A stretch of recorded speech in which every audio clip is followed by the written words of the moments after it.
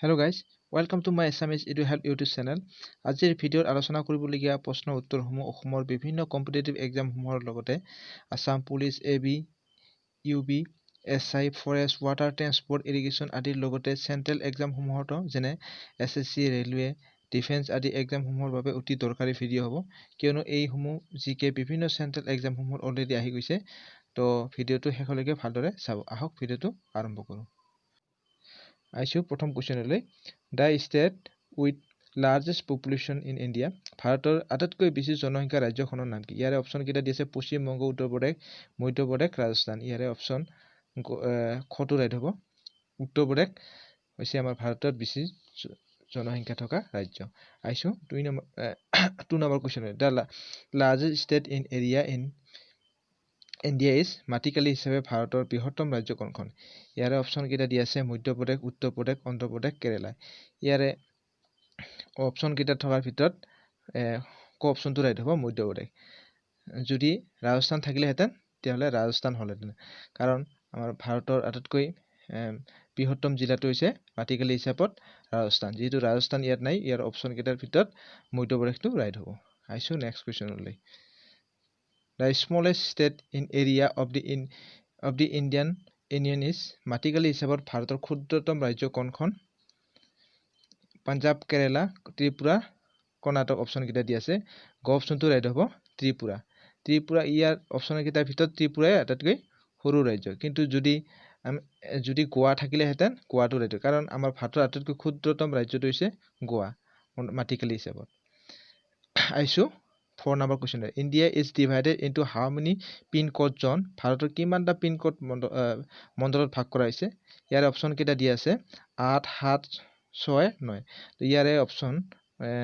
কোডটো ৰাইট হ'ব 8টা pin code মণ্ডলত ভাগ কৰিছে আমাৰ ভাৰতত এটো বহুত ইম্পৰ্টেন্ট হয় যোৱাবাৰ এটো ৰেলৱে এক্সামত আহি গৈছে তো বহুত ইম্পৰ্টেন্ট এটো কোৱেশ্চন হয় আইছো নেক্সট কোৱেশ্চনলৈ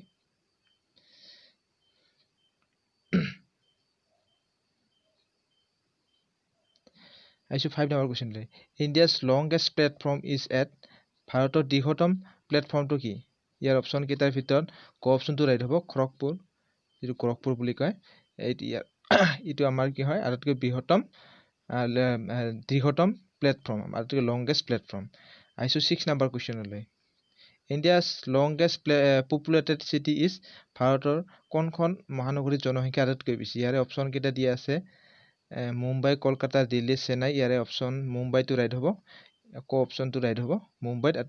আটাইতকৈ জনসংখ্যা বেছি আছে মনত ৰাখিব আহিছোঁ 7 নম্বৰ কুৱেশ্যনলৈ the largest museum in India has been build ভাৰতৰ বৃহত্তম যাদুঘৰটো ক'ত বনাইছে ক'ত আছে ইয়াৰ অপশ্যন কেইটা দিল্লী কলকাতা মুম্বাই চেন্নাই ইয়াৰে অপশ্যন খটো ৰাইট হ'ব কলকাতাত আটাইতকৈ ডাঙৰ মিউজিয়ামটো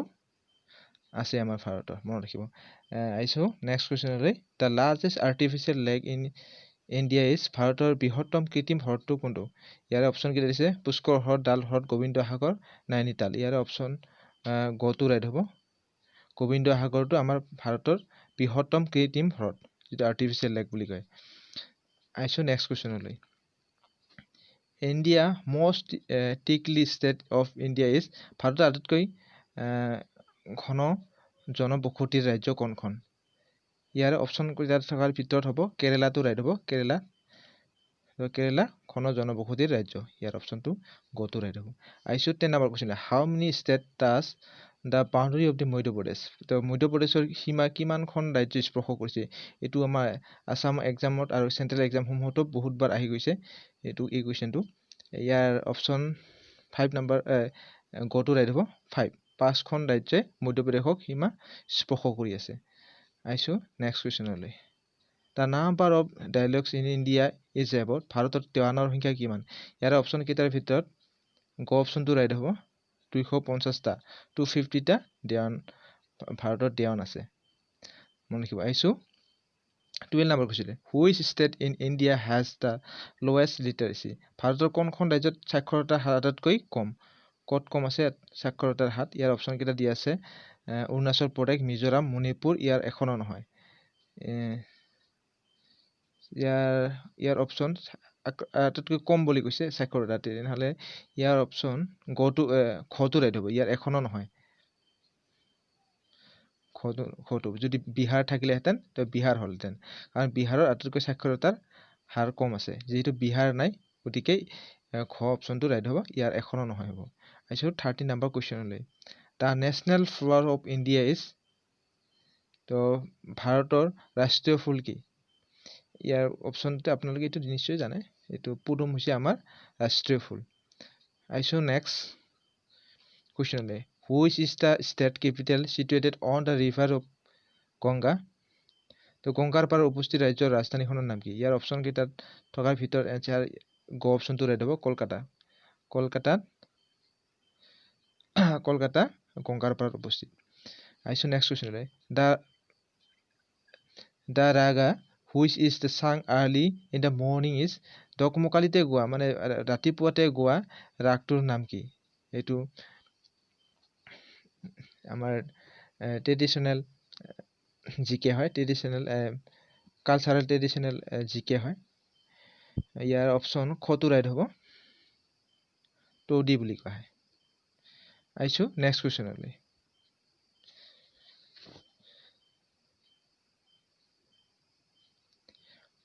What is the total numbers of major ports in India? ভাৰতৰ প্ৰধান বন্দৰ সংখ্যা কিমান সাগৰীয় বন্দৰ কিমানটা আছে টোটেল ইয়াৰ অপশ্যন কি আছে 11 10 9 13 ইয়াৰে অপশ্যন এইটো 12 হ'ব লাগে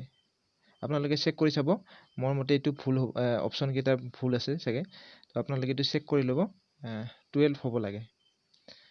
আহিছোঁ 17 নম্বৰলৈ which state of India has the highest per capital income ভাৰতৰ কোনখন ৰাজ্যৰ জনমূৰি আয় আটাইতকৈ বেছি ইয়াৰে অপশ্যন কেইটাৰ ভিতৰত পাঞ্জাৱটো হ'ব আহিছোঁ নেক্সট কুৱেশ্যনলৈ India first TV centre was set up at ভাৰতৰ প্ৰথমটো দূৰদৰ্শন কেন্দ্ৰ ক'ত স্থাপন কৰিছে এইটো বহুত ইম্পৰ্টেণ্ট কুৱেশ্যন হয় এইটো অলৰেডি